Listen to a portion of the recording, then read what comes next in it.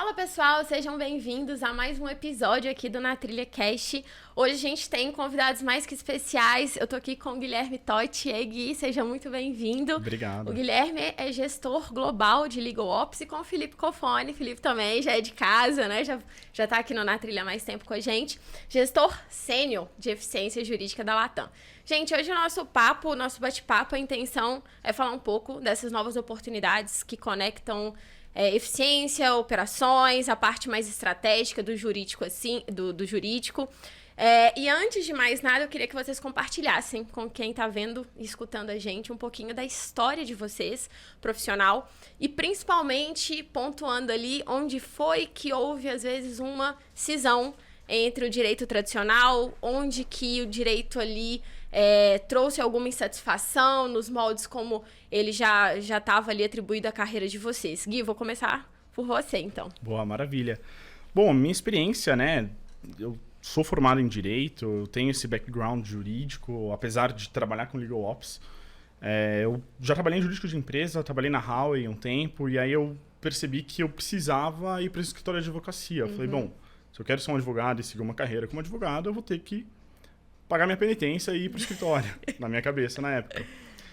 E dito e feito, né? Eu fui fiquei um ano no Demarest e apanhei, enfim, aprendi bastante. Eu achei interessante observar essa parte técnica, só que a pegada para mim do que eu pensava que seria um trabalho estimulante não era para mim, não fazia muito sentido, apesar de fazer sentido para, sei lá, 80% dos meus pares. Sim. Os outros 20 foram para startup também.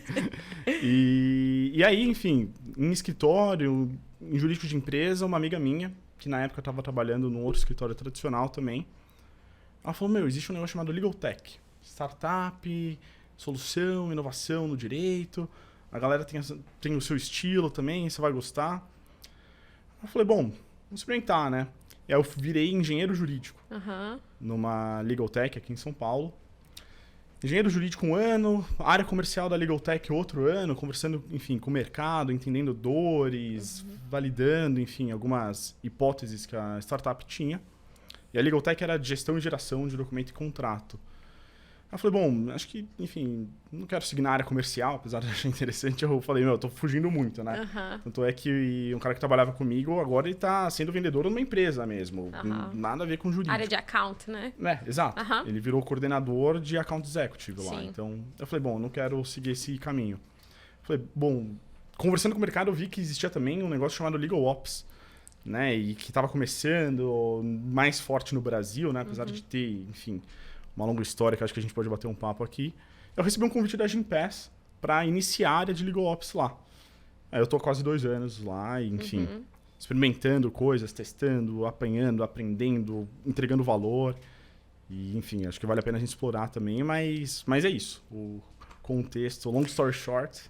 E só para pontuar, houve esse momento mesmo, assim, mais de rotina, de dinamicidade na sua insatisfação com o direito tradicional, para te levar até essa área de Ops, porque isso às vezes acontece, né? Tipo, a rotina em si da advocacia é que talvez frustra o profissional. Foi o seu caso?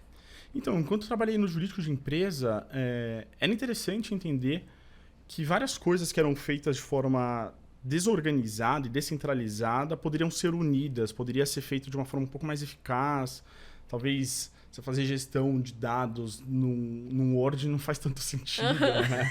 Mas, ficar colocando comentário Felipe aqui, morre. eu ficar indo e voltando o relatório de escritório. Falei, tinha várias coisas que eu percebia que não fazia sentido, né? E aí chegou um momento que eu comecei a ter um contato um pouco maior com a parte de gestão, do jurídico. Eu falei, bom, tem muita coisa que pode melhorar, só que as pessoas não estavam tão compradas para fazer isso acontecer. Entendi. No escritório é a mesma coisa, né? Era um trabalho um pouco mais técnico, apesar de as matérias que eu trabalhava, que era energia, um contencioso um pouco mais específico, serem mais estratégicos, tinha muita repetição. Sim. E eu fazia muita repetição.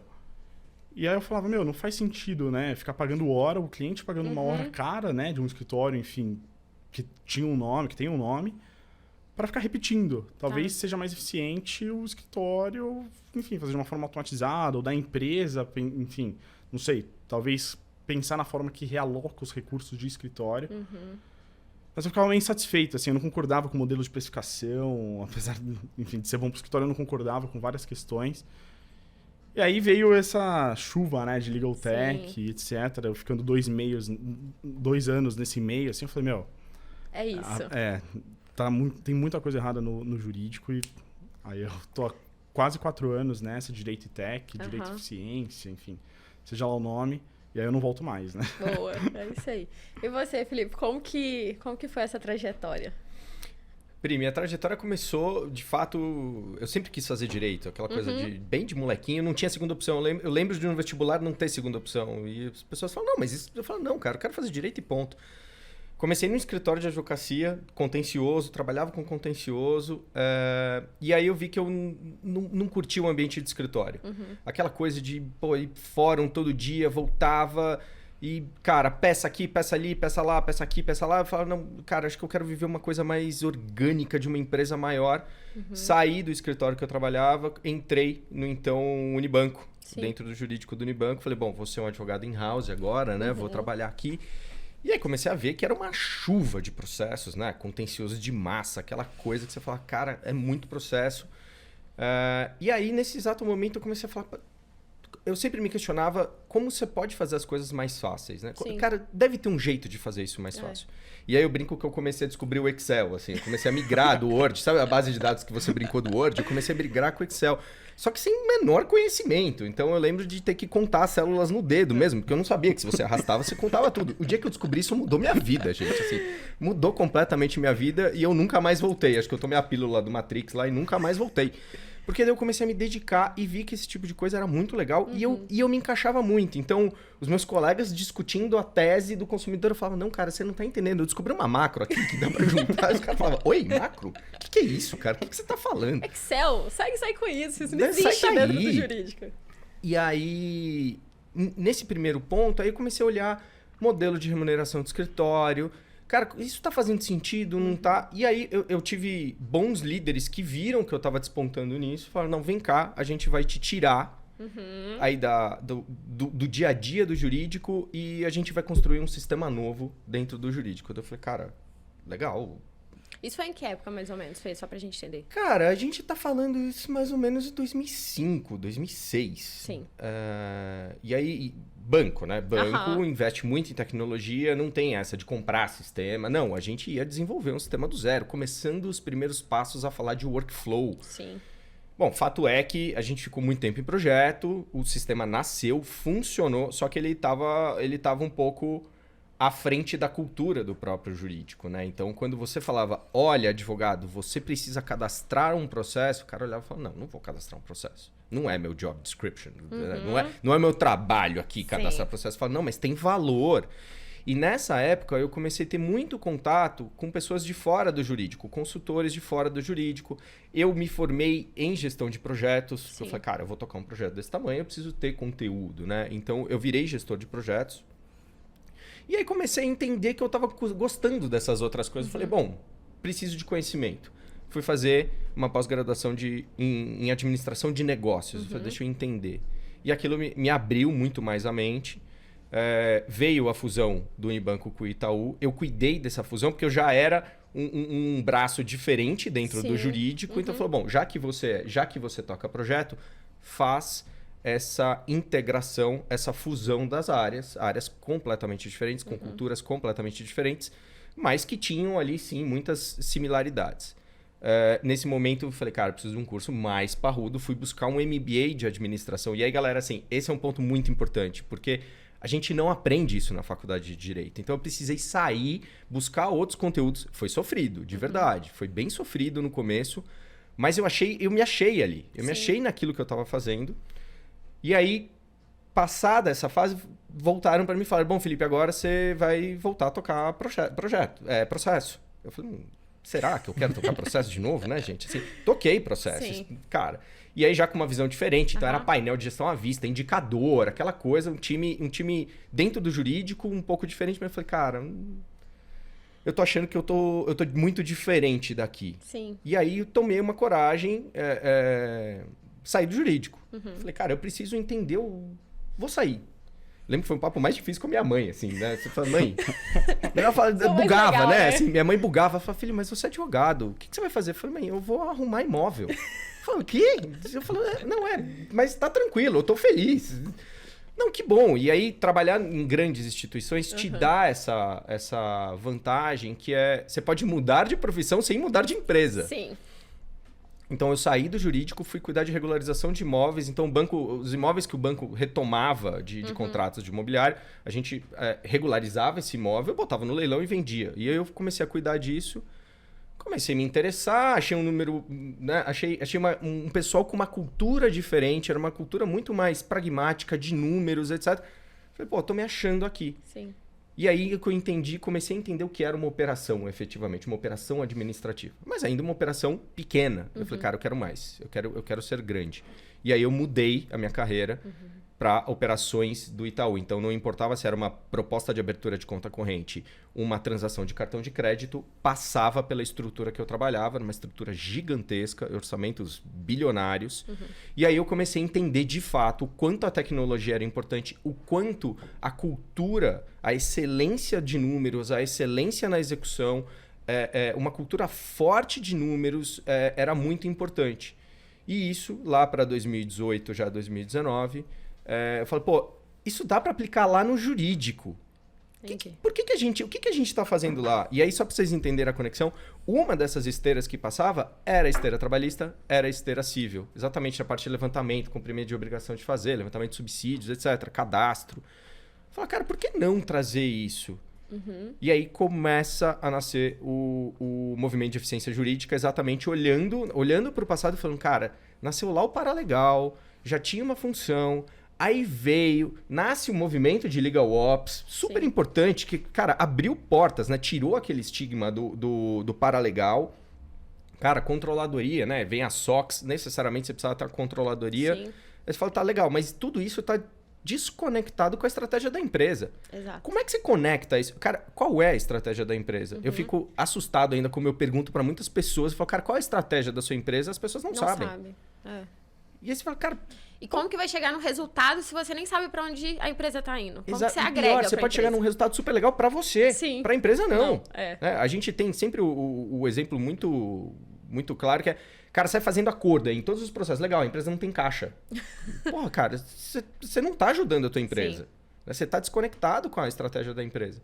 E aí nasce o movimento de eficiência jurídica. Cara, eficiência jurídica é a junção do design, do direito, do legal ops, tudo dentro desse invólucro ligado à estratégia da companhia. Então, nasce esse movimento e aí eu fui convidado...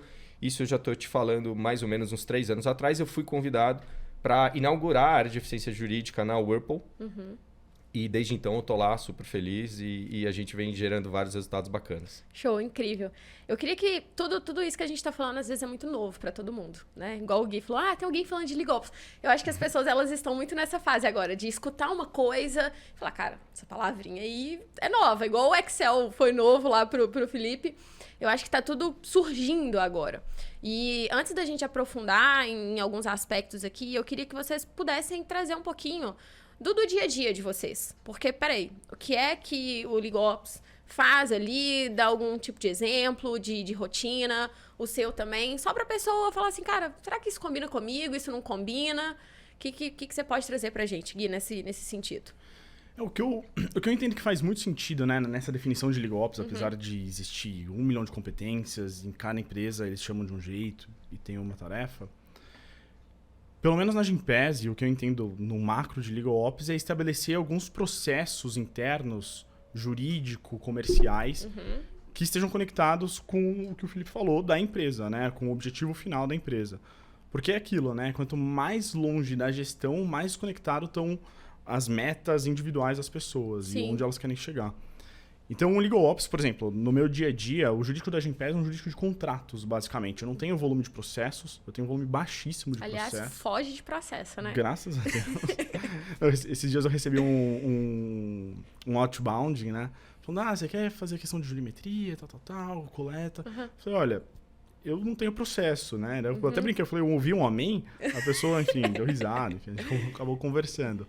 Mas que não faz muito sentido. Então, a gente tem um volume muito grande de contratos. E a gente tem... Como a Gympass é B2B2C, e o nosso esquema lá, a gente conecta as academias com as empresas e os funcionários dessas empresas, né?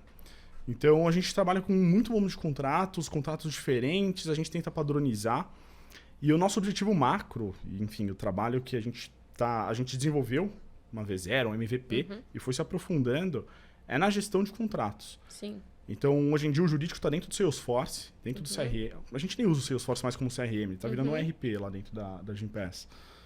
Então, o vendedor chega num estágio do fluxo, do funil de vendas, que é de contrato. Ele aprovou a proposta, ele gera o contrato automaticamente, ele troca cláusula sem revisão do jurídico. A gente tenta deixar o jurídico invisível. Ele assina ele pode mandar para a revisão do jurídico se ele quiser. A gente criou lá, enfim, nesse sentido de desenvolver produtos. A gente criou uma nova solução lá dentro. A gente tem alguns desenvolvedores no time. E ele pode assinar, enfim, no final, com assinador digital. Então, todo esse processo, né, que eu estou falando desse funil que a gente foi desenhando, foi o trabalho de Legal Ops. Sim. Basicamente, de entender. Então, o trabalho foi conversar com todo mundo, né, da empresa, desde a gestão até quem no chão da fábrica, né, brincando, quem realmente vai trabalhar nisso. E fazer muita discovery, né, entender qual é a dor, ver se a gente tem algum dado para justificar essa dor ou se é só percepção, enfim, dos advogados, dos vendedores. E, além disso, estruturar, né, tudo isso que a gente entendeu, fazer essas lições aprendidas, essa visão macro, e desenvolver, de fato, o projeto, né? Pensar o que a gente pode fazer, o que os nossos desenvolvedores conseguem colocar dentro de um sistema. O nosso está muito ligado à tecnologia, né? Essa parte de Legal Ops, apesar de Legal Ops não ser necessariamente tecnologia. Sim. Tem gente que pensa, vou trabalhar com Legal Tech, eu vou precisar de um desenvolvedor, E não necessariamente, né? Tem muitas coisas que a gente faz lá dentro.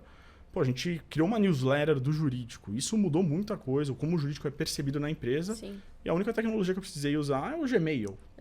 Então, eu não preciso de tecnologia necessariamente. Ou como o jurídico vai usar um contrato com outras áreas. Será que uma área, para ela escalar, um contrato não está dificultando essa escalabilidade desse contrato? Ir dessa área? E aí a gente começa a pensar, será que eu preciso de um contrato? Como é que eu vou usar esse contrato? E aí começar a conversar, né? Eu passo, acho que 70% do meu dia conversando. Sim. E os outros 30% executando de fato, né? Porque eu preciso entender as dores. Apesar de eu ser do jurídico, eu entender as dores, entender quais são os documentos, o que precisa, o que não precisa, eu fico refém de entender de fato o que está acontecendo na empresa. Porque não adianta, se tivesse uma fórmula pronta, eu aplicava o que eu fiz em 1 milhão de outras empresas. E não necessariamente, né? Eu acho muito legal você colocar isso, porque hoje tudo que não é advocacia se tornou Legal Ops. Né? E às vezes as pessoas têm uma dificuldade de falar assim, mas espera aí, eu falo com os meus alunos, mas me dá um dia a dia. Eu falo, cara, vai depender da empresa, vai depender do pepino que ela tem ali para resolver. Porque não vai ter uma rotina, e eu acho que isso é muito importante a gente falar pra galera que tá assistindo, porque é uma galera que vem muito da segurança e da estabilidade. É uma galera que quer sentar, né, e falar assim, me dá aí um checklist, como se fosse uma coisa extremamente engessada, e eu vou ali ficar de 9 às 18 e vou dar meu check na hora que eu terminar. E não necessariamente eu acredito que a gente esteja falando de uma área assim, que é uma área de muita pesquisa, de muita descoberta de problema e principalmente de teste de solução, porque não é porque você descobriu um problema que automaticamente você tem a solução perfeita. Então, eu acho que é muito legal a gente trazer essa percepção do Ops. E uma frase que me encantou na hora que você falou, a gente tenta deixar o jurídico invisível.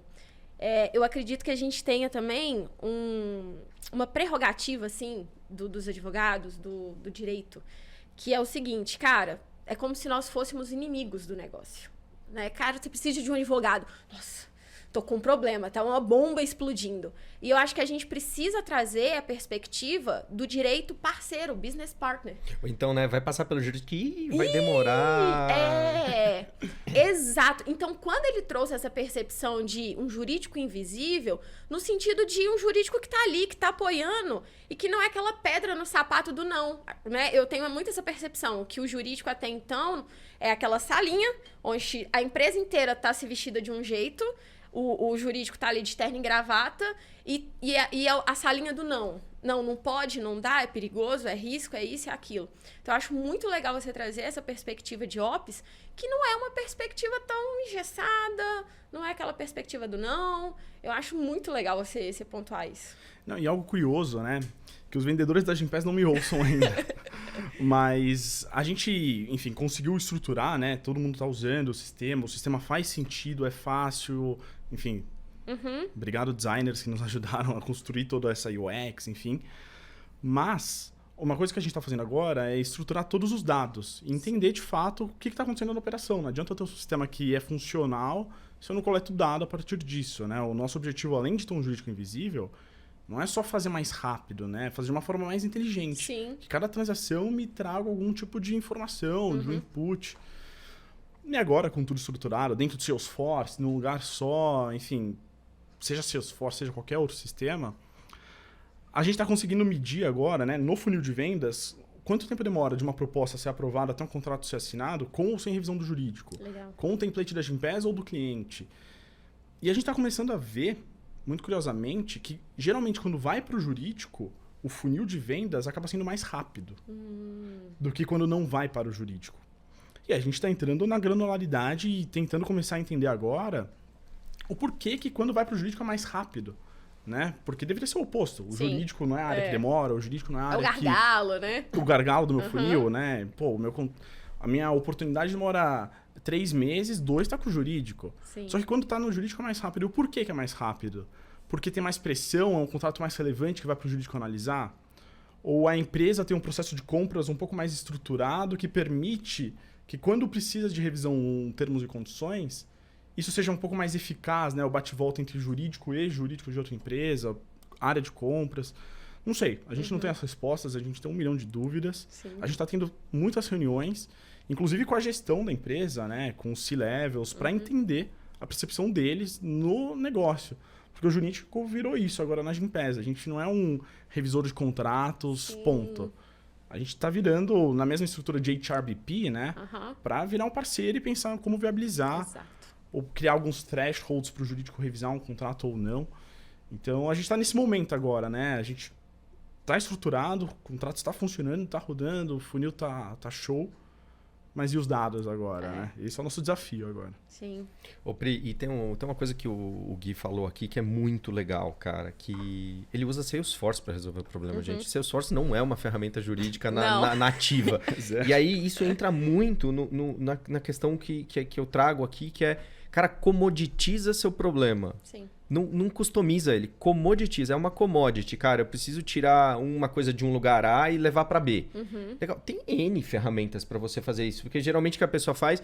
E aí as Legal Techs que me perdoem, mas... Não, vai atrás de uma Legal Tech. Não, tem um sistema desse... Não, cara... Às vezes uma planilha bem arrumada resolve a sua vida. Não precisa ser aquele sistema gigantesco.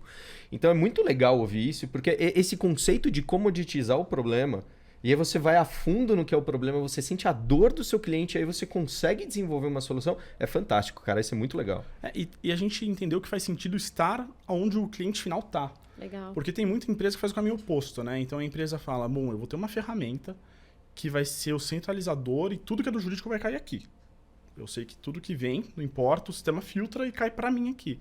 Só que será que faz sentido no final do dia? Depende da empresa, não tem resposta certa.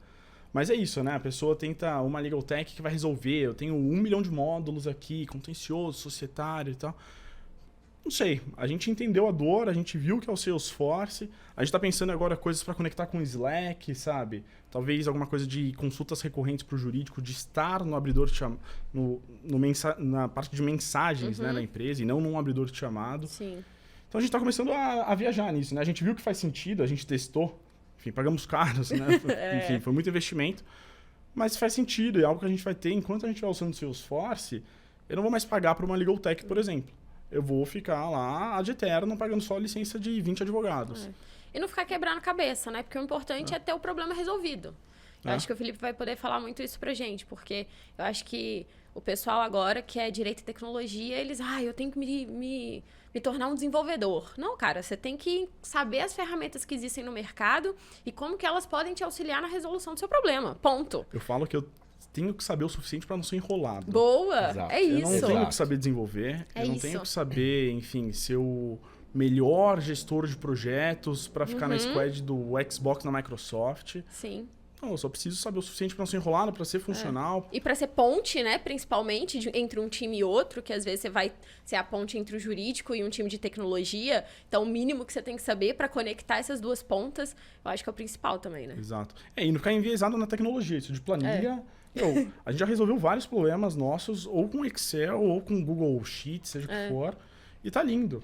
Tá funcional. Que geralmente a gente usa, né? O Gui, não sei se você vai concordar comigo, mas eu costumo dizer que o Excel é aquela Ferrari que a gente pega para ir comprar pão na quadra da frente, assim, sabe? Que é um monstro de ferramenta, só que a gente usa ali no dia a dia, fazer uma listinha, fazer não sei o que. Soma. E, cara, na realidade ela tem uma infinidade de outras coisas, mas ficou muito marginalizada, entre aspas, de não, isso aqui não tem controle, não, e isso aqui perde, não, a gente consegue evoluir, você consegue fazer, né, dentro, óbvio, de um ambiente seguro, mitigando o risco, você consegue trabalhar com automação em Excel tranquilamente. Sim. E o que você percebe, no seu caso, da rotina da eficiência? Projetos diversos, como que você sinaliza uma rotina, assim? Ô Pri, eu costumo dizer pro meu time que a única certeza que eu tenho é que meu dia vai terminar diferente do que eu projetei ele. Essa é a única certeza que eu tenho. E, gente, trabalhar com eficiência jurídica e Legal Ops é você não ter rotina, basicamente, gente. É isso. Se você é uma pessoa que busca uma rotina, cara, vai ser difícil. Não tô dizendo que você não pode, mas tô dizendo que vai ser um pouco difícil e talvez precise abrir um pouco mais a mente. Agora, se alguém que gosta de coisa dinâmica, cara, aqui é a vida. Aqui é a vida, porque no primeiro minuto eu estou discutindo a parte de finanças, porque eu sou o controller do jurídico. No minuto seguinte, eu estou dentro da célula ágil do jurídico que a gente está implementando para tentar resolver um problema. No outro minuto, eu estou recebendo uma Legal Tech que quer discutir, às vezes não é nem vender, mas eles querem discutir uma potencial solução. E num outro momento eu estou sentado com os heads da área, do jurídico, no meu caso até maior do que o jurídico, para falar, bom, beleza, de onde a gente está daqui a 5 anos? Que transformação cultural a gente quer implantar aqui? Eficiência jurídica, na essência, é transformação, gente. Sim. Então, assim, é transformação de cultura, né? Que nem você falou, cara, todo mundo engravatado. Não tem mais ninguém engravatado, cara. Não é isso. Tem gente tem gente que não é advogado, tem gente que é advogado, todo mundo trabalhando junto, metodologias diferentes. Né? Eu tenho tido muita discussão de, cara, dá para trabalhar efetivamente em ágil, no contencioso? Sim. Aí todo mundo me olha assim, fala, cara, vamos tentar.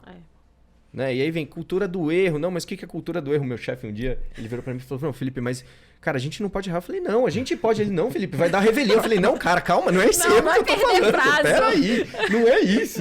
Então, não, aí você precisa estabelecer o que é o erro, né? Porque também o advogado, a vida inteira, não perde prazo. Não esquece de colocar o valor da causa. Olha, se você esquecer aquela cláusula, é sempre aquela chibata levantada, caso aconteça um erro, né? A gente precisa desmistificar isso.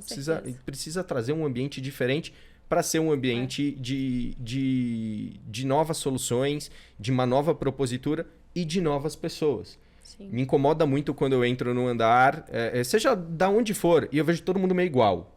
Eu falo, cara, vai ser coisa igual. Com certeza. Né? Então, se não tem a individualidade, não tem diversidade. Exato. Só que também não adianta, é um assunto que a gente precisa conversar muito, tratar, né? Não é só, não, eu quero, não, a gente está preparado para isso? Vamos ter uma conversa séria se a gente está preparado e qual o nível de preparação que a gente tem, e vamos buscar se preparar, né? E aí você traz essa visão. Eu lembro de, no começo, eu tenho advogados e não advogados no time. No começo, as reuniões eram interessantes porque começava vinham umas discussões de tese que meu time dormia, né, na reunião. Assim, eu falava, galera, deixa eu falar, não é aqui o fórum para ter discussão de tese. Porque tem muita gente que não entende. Ou então usavam termos jurídicos e falavam, galera, explica para quem não é.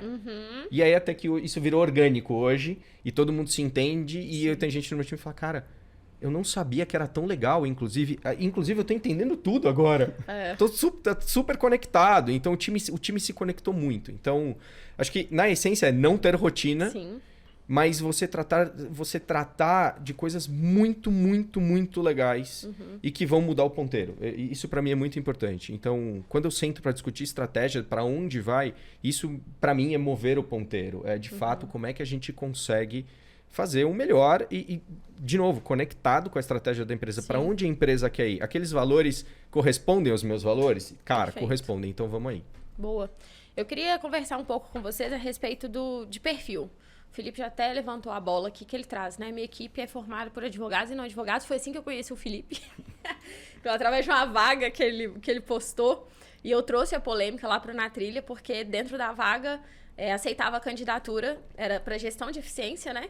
Eu aceitava a candidatura de profissionais da área de economia, administração, engenharia. Eu falei, ela que desceu isso? além em mim, isso sim. Eu Essa falei, é uma grande verdade. isso? Não, eu só falei, ó, peraí. Mas na verdade, errado. não foi uma crítica à vaga, foi uma crítica aos profissionais do direito, que na minha percepção vocês não estão enxergando as oportunidades que estão bem aí abaixo do nariz de vocês, e a gente está tendo que trazer profissionais de outras áreas. Não que as habilidades desses profissionais não sejam consideradas, mas se o profissional do direito, ele tem um background e ele poderia estar aprendendo o que é necessário para ele estar atuando na atualidade, cara, tem alguma coisa errada, porque o pessoal tá falando, não tem vaga, não tem oportunidade, que como que o pessoal fala a palavra? Tá saturado, né? O mercado tá saturado.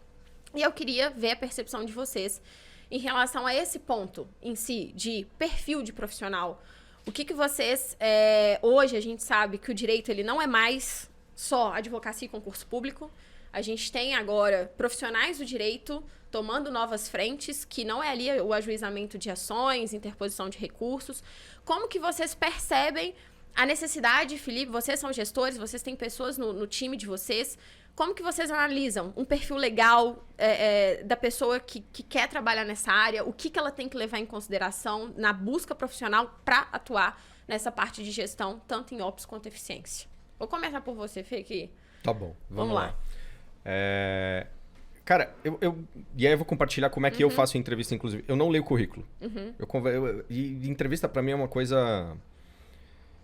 É uma coisa que eu tento desmistificar o que é uma entrevista. Porque quando eu já nem marco, não chamo de entrevista. Eu falo, cara, vem cá bater um papo comigo. Sim.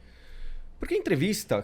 Cara, tem gente que vai muito bem em entrevista. Tem gente que fica nervoso só com o fato de estar ali numa entrevista. E a gente é uma área um pouco diferente, não clássica, eu não vou dizer diferente, não clássica. Então muitas vezes a pessoa chega até muito arrumada e eu tô de camiseta, a pessoa já toma um choque. Fala, cara, ixi, mostrou tá que não tem bem. fit cultural ali, tomou bomba.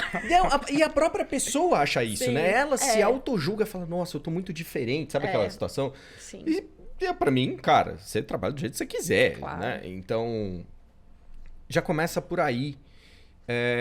E aí eu vejo algumas características. Porque conteúdo, gente... Conteúdo, número 1, você vai atrás. Sim, perfeito. Número 2, você ensina. Número 3, a pessoa absorve pela cultura. Claro. Então... E aí, só um paralelo. Eu tenho uma forma de gestão do meu time que meu time não tem atividades. Cada pessoa tem sua atividade. A gente trabalha por projeto. Ou por tribos, né? Que é um pouco na parte de ágil. É uma doideira, né? Mas no final das contas, todo mundo sabe o que todo mundo faz e consegue ajudar. Então, fica de fato um organismo muito vivo dentro do time. Então, quando eu converso com essas pessoas, eu costumo dizer que eu vejo uma característica muito importante para mim, assim, que é o levanta a bunda da cadeira. Se a pessoa tem essa característica de levantar a bunda da cadeira e ver o que está acontecendo, entender, conversar, entender a dor, cara... Montar ali, como é que a gente vai resolver? Pode não ser estruturado, não tem problema, a gente estrutura. Sim. Mas a pessoa tem na essência, e ela tem esse inconformismo do, cara, dá pra fazer melhor, dá pra fazer diferente, dá pra ajudar as pessoas. Essa pra mim é a principal característica. Sim. Então, aí sim, dentro de uma seleção, se já tem algum know-how de fora... das competências jurídicas, né, Pri? Aí a gente já teve uma conversa sobre isso. O Gui, acho que aqui vai concordar comigo. A faculdade de Direito tá muito pra trás, gente. Muito atrás. Pô, a gente... tudo bem que eu já me formei tem algum tempo, mas eu lembro, assim, que você tem uma aula de economia muito da furreca, assim, que não conta nada pra você. Economia jurídica, né? Assim, o cara não te dá o conceito efetivamente de macro, microeconomia. Cara, número, então, né? É uma lavagem cerebral dizendo que você não sabe calcular. Eu tive filosofia, Não, você é do direito, você não pode saber de matemática. Exato. O dia que eu puxei uma HP12C, gente, do bolso, a pessoa quase fez um sinal da cruz. Pra ela falou, nossa, o advogado tem HP12C. Eu falei, tem, gente. Tenho. Qual o problema? Não sabia usar tanto, mas sabia ali e tal, usar algumas coisas, né? Enfim, então, cara, busca competência. Tem muito curso hoje, é muito mais fácil. Não precisa ter a trilha que eu tive de sair, buscar. Mas tem muita conteúdo hoje. E faculdade de Direito, pelo amor de Deus. Sim. A gente precisa ter conteúdo diferente. Os advogados precisam ter isso no currículo. Né? Porque senão fica muito longe. Se a pessoa não tem essa vontade de ir atrás, ela fica muito separada. E aí, gente, assim, o mercado tá em pura erupção. Pura erupção. Não é que tá saturado, não. Pelo contrário. Sim. Só que a gente precisa de pessoas dinâmicas, pessoas que estão afim desse movimento e que fujam um pouco dessa questão da rotina. De fato, é uma área que exige isso. E legal você falar, porque até então a gente tinha uma faculdade de Direito coerente a um momento ali de problemas lineares, né? A um contexto jurídico ali que, de fato, bastava uma doutrina, uma jurisprudência, não tinha mais nada. Só que hoje a gente vem de um contexto, principalmente empresarial, gente, que é complexo. Você vai ter um problema que não é só jurídico. É um problema jurídico, é um problema financeiro, é um problema de tecnologia, é um problema de organização. E para você ser um profissional que consegue lidar com isso, naturalmente você precisa ser multidisciplinar. Então, quando a gente fala em carreira inteira, é uma coisa que a gente trabalha muito lá no Na Trilha, você tem o seu background jurídico e ele vai ser essencial. Mas se esse background não começar a conectar com outras áreas do conhecimento, cara, você vai ficar para trás. Porque hoje os problemas complexos precisam de profissionais capazes de conectar repertórios diferentes, que é aquilo que você falou, hoje o meu time funciona porque ele tem ali uma diversidade cognitiva. Se só tivesse gente pensando da mesma forma, só teria um tipo de solução. E é a necessidade agora de formação. Você percebe isso na sua equipe também, Gui, dessa necessidade de profissionais assim? Eu concordo completamente, enfim, com o que a gente estava discutindo agora, mas, por exemplo, só um comentário sobre a faculdade, né? Faz uns 40 anos que a faculdade ficou presa no tempo, né? Pelo menos a faculdade de Direito. Quando eu estava fazendo faculdade, eu fazia, enfim, os créditos obrigatórios, porque eu precisava, enfim, para concluir o curso. Mas eu ficava muito mais tempo fora da sala de aula, no sentido de olhar grupos específicos que a gente começou a fundar, né? Então, por exemplo, conectar o Legal Hackers com o Mackenzie, por exemplo. Pensar em empreendedorismo, tecnologia e direito. Como isso se relaciona, como isso conversa. E foi a parte que eu mais gostei de todo o curso, né? Enfim, os 2 anos e pouco que eu fiquei nesses cursos paralelos ou grupos de discussão, foi onde eu mais vi vantagem do curso de Direito, sabe? Eu aprendi muita coisa no horário formal, né? No currículo do que não fazer. Ou, enfim, vendo aula com delegado, old school, né? Sim. Ou, enfim, pegando alguém de escritório. Olha, eu tive um professor de 5 anos de faculdade, um professor que era de empresa. Legal. Ele não trabalhava nem no jurídico da empresa. Então estava muito desconectado com a minha realidade. O que eu via valor, por exemplo, enquanto eu trabalhava no jurídico de uma empresa, ou quando eu estava numa legal tech, não estava conectado, não fazia sentido. Sim. Eu fiz porque eu falei, eu gosto desse mercado, eu acho que tem muita coisa para melhorar, mas a grade em si não fazia tanto sentido. E aí é o que eu penso, né? Antes eu tinha a percepção que a gente precisava ter advogados em legal techs para vender, para trabalhar na área operacional, porque eu era um cara que já entendia dessa parte. Só que hoje eu não concordo tanto mais, assim, sabe? Por exemplo, eu contratei recentemente um analista na equipe. Ele fez direito, mas acho que ele trabalhou 1 ano com jurídico, ele viu que não gostava e mudou para a parte operacional ou para a parte de marketing, de dados. Sim. E ele é um cara que hoje, todos os dashboards que eu mencionei que eu consegui fazer, foi ele, na verdade, né? Legal. Eu sabia o macro do que eu precisava, dos inputs, tinha noções básicas, mas quem fez todas as fórmulas, fez fazer funcionar, foi ele, por exemplo. Então eu não entendo que a gente precisa ficar buscando por profissionais necessariamente jurídicos para fazer esse trabalho. Mas alguém que esteja disposto a estar nesse meio e entender, ter empatia. Por exemplo, eu tive 4 designers quando a gente estava construindo o produto de contratos na Gympass. 4 designers que eles nunca tinham trabalhado com nenhum projeto de jurídico. Eles eram todos terceirizados. Eles ficaram 1 mês comigo fazendo entrevista com todos os advogados. Eles estavam conversando de igual para igual no final. Depois de 1 mês, eles já estavam entendendo todas as dores dos advogados referente a contratos. Perfeito. Ou seja, eu precisava de alguém que fez 5 anos, mas não sei quantos anos de experiência num escritório. Sim. Não. E aí, por exemplo, o Clock, né? Ele coloca as 12 competências que seria de um Legal Ops. E tem várias competências lá, por exemplo, gestão de fornecedor e de escritório. Sim. Gestão financeira. Cara, eu não me sentiria muito confortável em colocar um advogado para fazer essa função, sabe? E talvez um administrador, alguém que já trabalhou com isso, ou sei lá, alguém do financeiro trabalhando com par de alguém de trabalhista, né? Para entender as nuances de garantia, de algumas questões mais específicas. Mas não acho que é um papel de um advogado, ou a não ser que o advogado seja muito curioso e tenha muita vontade de fazer essa questão, por exemplo. Sim. Gestão de projetos eu acho que é um pouco mais amplo, mas questões específicas, né? Enfim, pensar um pouco em ESG, pensar em financeiro, pensar em algumas coisas um pouco mais pontuais. Hoje a gente tem pelo menos uma percepção que a gente trabalha que, de fato, o cara que quer advogar é o cara que quer mexer com contencioso ou consultivo. Essa é a percepção que a gente define um advogado. Todo mundo que quer unir direito a outras áreas do conhecimento não é mais advogado. Então, assim, hoje a gente vai até receber, para fazer outros episódios, uma aluna nossa que está trabalhando com jurimetria. E ela tá mandando ver, cara, no SQL, banco de dados e programação, aquela loucura toda. Mas ela fala, eu preciso do meu background jurídico para eu entender a dor. Ponto. Eu não preciso de voltar de parágrafo, a linha, vai de mé. Com isso não faz parte mais da minha rotina. Mas o meu background, de alguma forma, me colocou ali um pontinho, talvez, um passo à frente de uma pessoa que não tem uma convivência tão forte. E o que você traz é muito legal, porque da mesma forma que eu vejo que um designer, a partir do momento que ele se torna imerso, ele aprende a rotina, o cara que é do jurídico pode aprender, às vezes, o financeiro, né? A gente tem alguns alunos hoje que são key accounts, que trabalham lá na parte de vendas jurídicas, porque de alguma forma, você tem que aproveitar o seu background jurídico, né? Assim, para quem quer seguir essas novas oportunidades. E não colocar, eu acho que, um ponto final, porque nós estamos muito acostumados a colocar pontos finais nas nossas carreiras, ao invés de vírgulas. Peraí, eu tô aqui, eu preciso de qual conhecimento? Qual é a ferramenta que eu preciso agregar? Beleza, aí eu coloquei, qual que é a próxima fase? Eu acho que isso é importante da gente colocar, igual o Felipe trouxe, essa dinamicidade. Não existe carreira pronta, né, Felipe? Não existe você falar assim, hoje eu sou gestor sênior e acabou, é isso que eu vou ficar para os meus próximos 10 anos. Você nem sabe quais vão ser os próximos problemas que a empresa...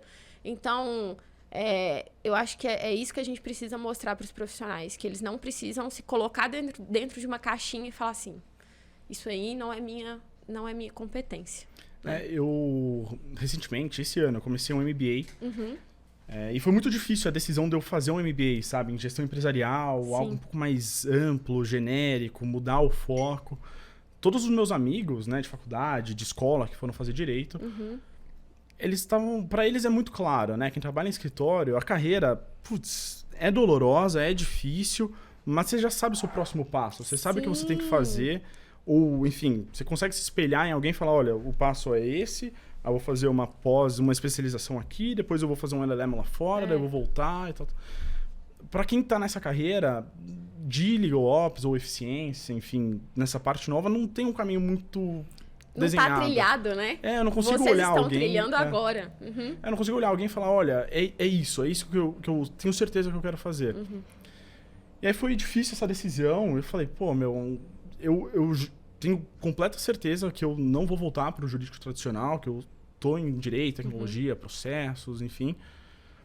Eu falei, não, legal, vamos fazer. Aí na minha sala tem 40 pessoas, mais ou menos, do MBA. Acho que tem 6 advogados. Caraca. Eu falei, caramba, a Como galera que a tá indo, perspectiva né? tá mudando, né? A galera tá indo fazer e tá procurando. Ou seja, um advogado que, criou seu escritório e precisa gerenciar. Um advogado... tem outros 2 Legal Ops lá no MBA que eu tô fazendo, Legal. além de mim. Ou um advogado que exerceu um papel de gestão do departamento, que não quer só saber de M&A, por exemplo, e quer entender um pouco mais do core business, enfim, entender outras perspectivas. Isso é muito interessante, né? Que você começa a abrir um leque muito grande. Foi o que você falou, né? De MBA, de fazer um curso de gestão de projetos. que não tem um caminho certo. Eu acho que esse mas leque faz sentido. finalmente tá agora existindo dentro do direito. É. Porque que leque que era esse que só tinha advocacia ou concurso? Você tinha ali delegado, magistratura. Então, colocaram na nossa Né? cabeça que assim, olha só, é isso ou Ou isso. isso.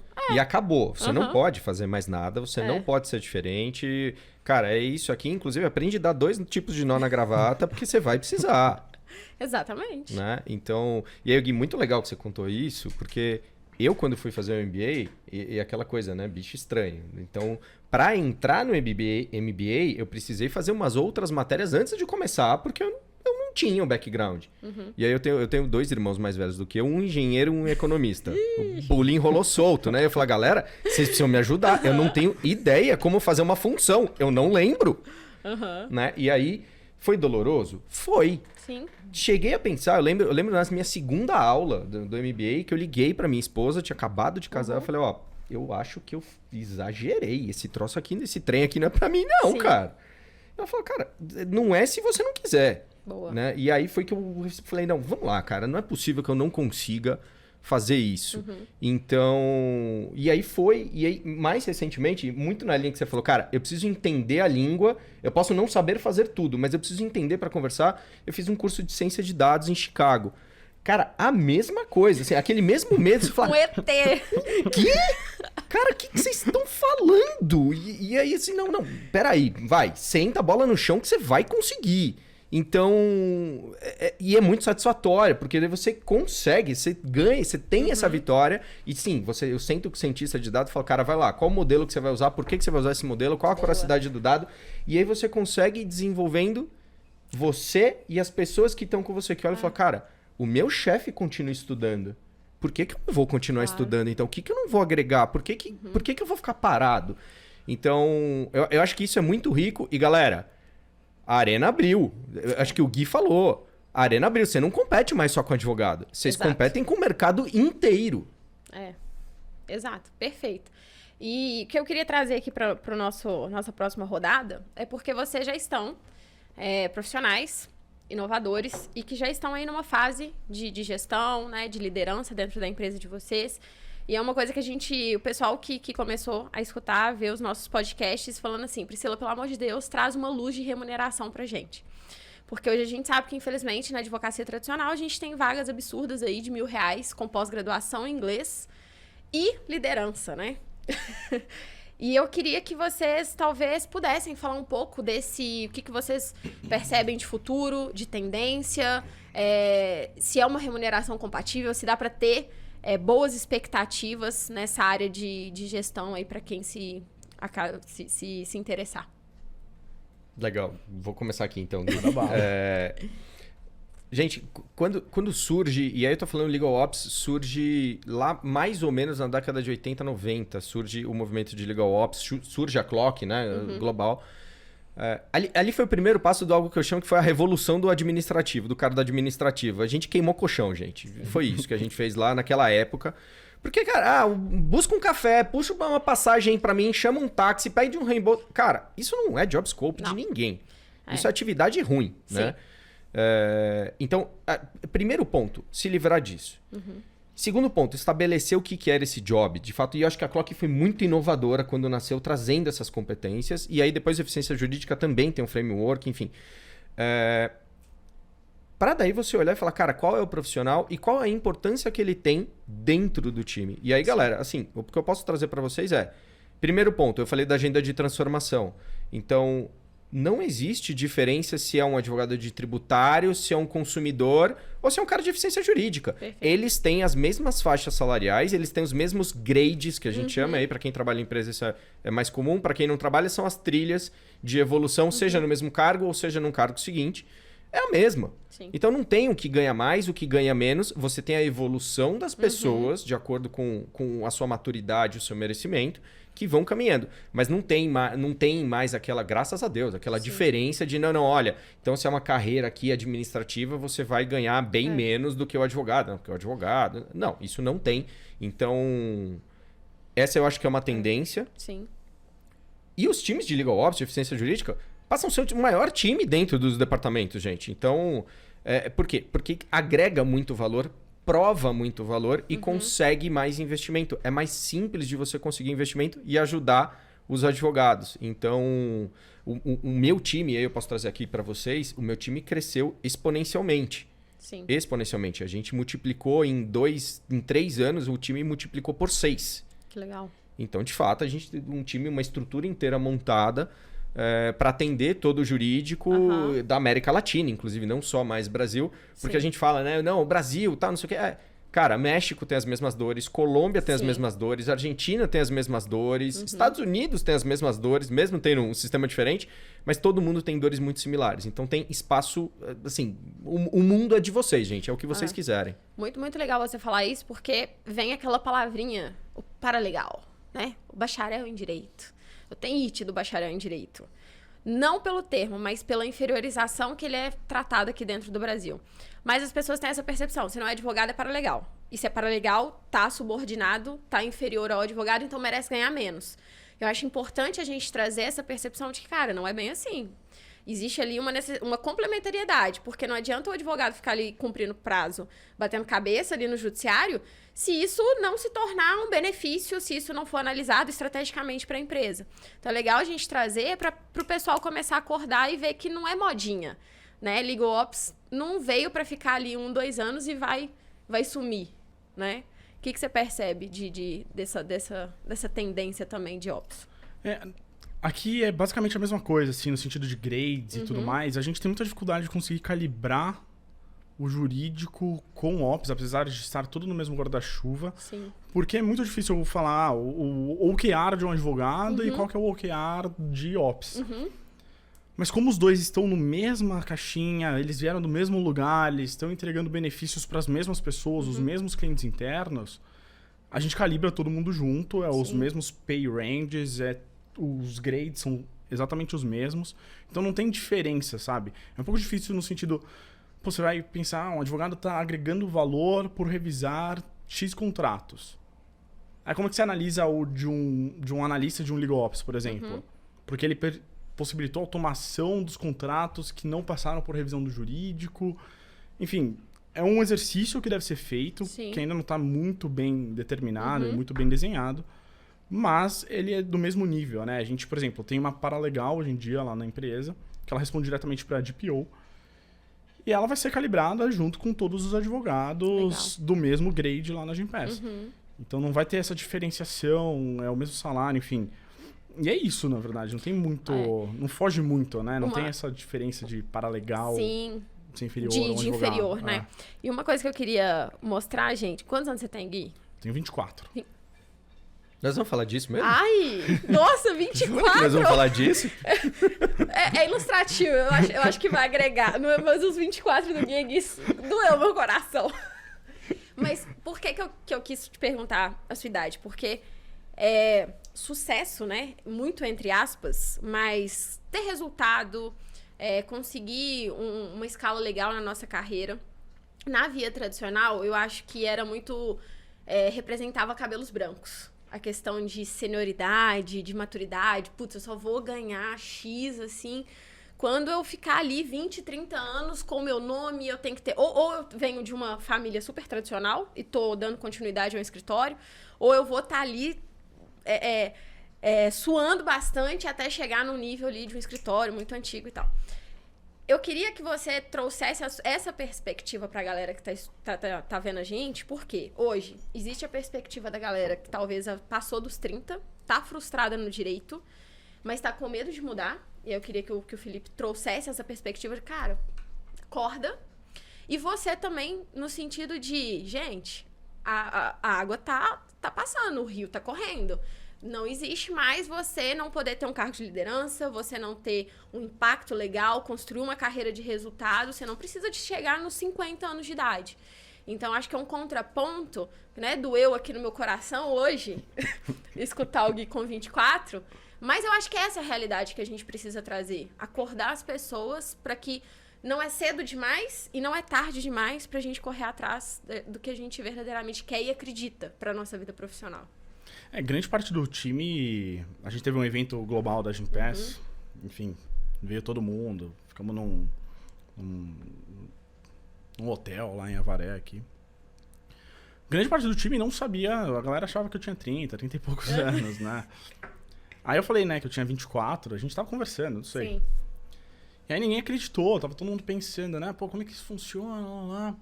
Né? Porque a média, a Gimpass é uma empresa muito nova, né? A empresa tem 10 anos, é uma startup, mas no jurídico a média é uns 33, 35 anos, mais ou menos, assim. É um jurídico novo, mas é isso, né? As percepções, as experiências, ou como você consegue assimilar as questões, é muito diferente, né? Enfim, a perspectiva, por exemplo, de um advogado que acha que o direito, né, tem o entendimento que o direito é opinião, é percepção. Sim.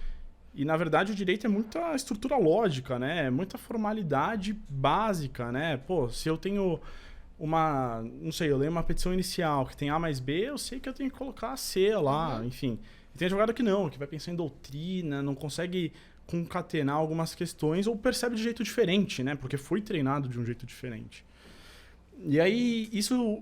Enfim, como eu comentei, né? Isso sempre me incomodou, eu sempre vi isso de um jeito muito diferente. Acho que as experiências que eu fui somando, né? Apesar de, enfim, ficar um pouco no jurídico, um pouco num escritório.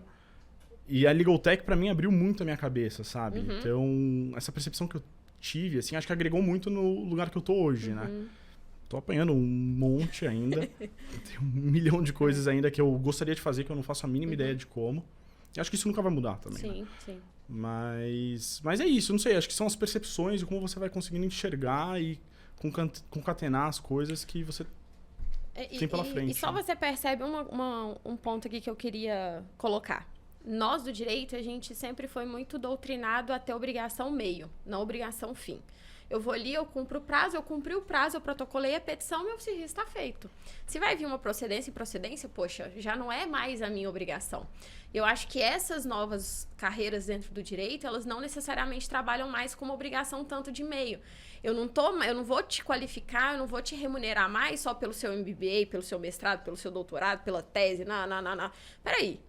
Eu quero sim que você seja uma pessoa, óbvio, estudiosa, a gente não vai parar nunca, mas o que é que você consegue gerar com o que você sabe? Não mais basta o que você sabe, não mais basta as entradas, os títulos, né? Você precisa gerar um resultado efetivo. Então, eu acho que também pra galerada, assim, que tá saindo da faculdade agora, pro pessoal mais novo, se preocupar, de fato, em gerar resultado com conhecimento jurídico e não mais acreditar que vai ser um mero cumpridor de prazo. Você concorda com essa perspectiva, Fê? Super concordo, Pri. E aí aqui a gente abordou vários pontos, né? Eu tenho um grupo de mentorados e eu sempre uso a mesma pergunta, que eu falo, cara, o que é a coisa mais importante para você? Gente, 95% é, cara, minha família é importante para mim. Você fala, tá bom. A segunda pergunta é, quanto tempo você dedica no seu trabalho? E aí os outros 90% falam, não, cara, eu trabalho aqui, foco, eu passo a maior parte do meu tempo de trabalho, tá, não sei o que. Você fala, tá bom, mas como é que isso conecta com a sua prioridade, que é a sua família? E é muito engraçado porque cai uma bigorna na cabeça da pessoa. Né? Cai. E assim você fala, cara, por que é tão importante pra você ser promovido rápido, você ganhar muito dinheiro, com pouca idade? Cara, você vai viver a expectativa de vida mais de 80 anos. Sim, assim, com certeza. Porque muitas vezes a gente, em prol dessa busca incessante de, não, eu cargo dinheiro, cara, você deixa pra trás muita coisa, né? Eu tenho 41 anos, vou falar aqui, não tem problema, e eu tenho mais de 12 em gestão. Cara, foi doído quando eu comecei a ser gestor. Doído pra caramba. Sim. E aí você fala, puta, foi no tempo certo? Sinceramente, hoje eu não sei. Sim. Foi o que tinha ali. Na época super gostei, óbvio, comemorei. Mas, cara, foi tão difícil. E aí eu me pergunto, será que se não tivesse passado mais um tempo, não teria sido... A jornada não teria sido melhor, não teria sido mais confortável, não teria tantas marcas dessa jornada que eu tive hoje. Então, acho que esse é um primeiro ponto que eu trago aqui, importante de pensar. E o segundo é, cara, o que você quer ser? Sim. Você quer ser presidente da empresa? Cara, você quer ser presidente da empresa, não basta ser advogado. Exato. Não basta. Você quer ter o seu negócio, você quer empreender? Longe. Quais são as competências que você vai buscar? Essa história de, cara, vou chegar, vou bater meu ponto, vou pegar uma peça, vou copiar, vou mudar um parágrafo outro ali, vou mandar pra frente. cara, já ficou para trás faz muito tempo.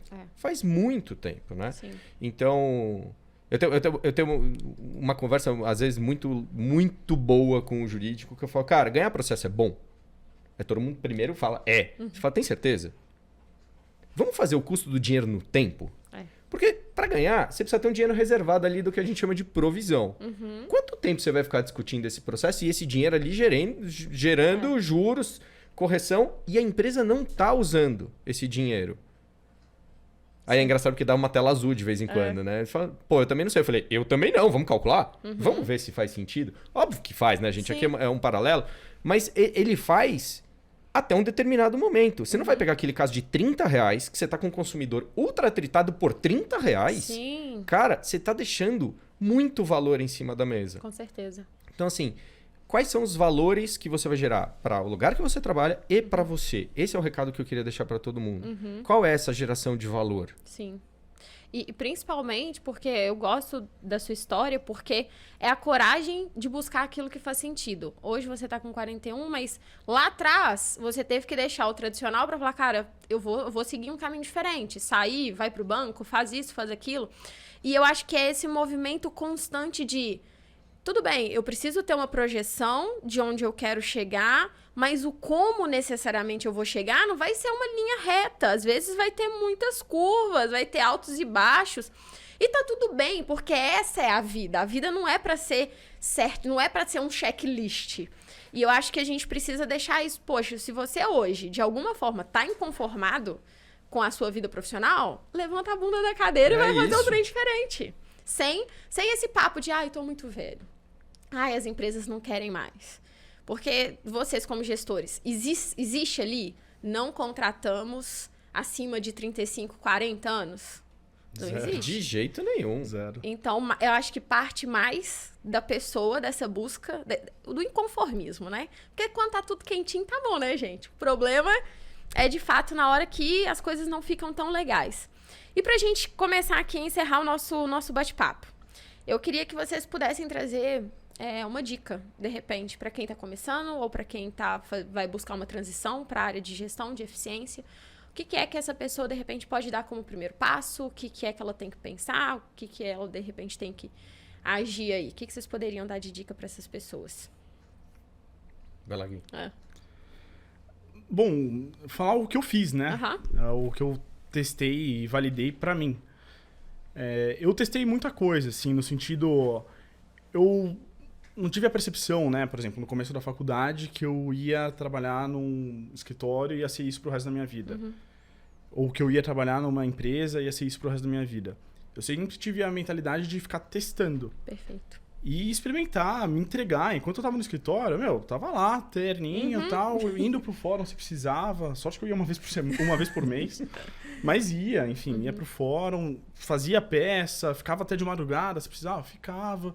Eu vestia a camisa, sabe? Eu fui experimentando. Eu falei, eu não tô numa posição, tipo, eu sei que eu não gosto de escritório, vou ficar aqui um ano pra cumprir tabela. Eu sempre testei e fui me entregando. E ia ver o que fazia sentido pra minha vida ou não, né? Enfim, hoje em dia eu valorizo flexibilidade, eu valorizo não ter tédio no meu dia de trabalho. Hoje, na posição que eu tô, eu não lembro a última vez que eu tive tédio, se eu tive, sabe? Isso é massa. Enfim, já fiquei de saco cheio, já fiquei estressado, no dia a dia. Mas nunca tive tédio. E eu fui fugindo dessas coisas que não estavam adequadas no que eu gostava pessoalmente. Então, isso de ficar testando e validando e conversando com muita gente me abriu muitas portas, até mentais, né? De entender o que faz ou não sentido pra mim. E isso pra mim é o principal, na verdade. Se dispõe a testar, conversa com gente. Você não precisa ter experiência em tudo por 5 anos em cada experiência. Conversa, faz um curso. Fazer uma pós pra cada coisa, né? Não dá, né, gente? Não tem assiste como. Um vídeo no YouTube, conversa com alguém que faz isso já há mais tempo que você.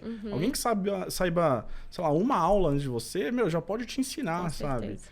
E é isso, estar bem disposto e testar de verdade as coisas, né? Não ficar numa posição meio arrogante, prepotente e falar, não, isso daí não é pra mim, não faz sentido. Testa.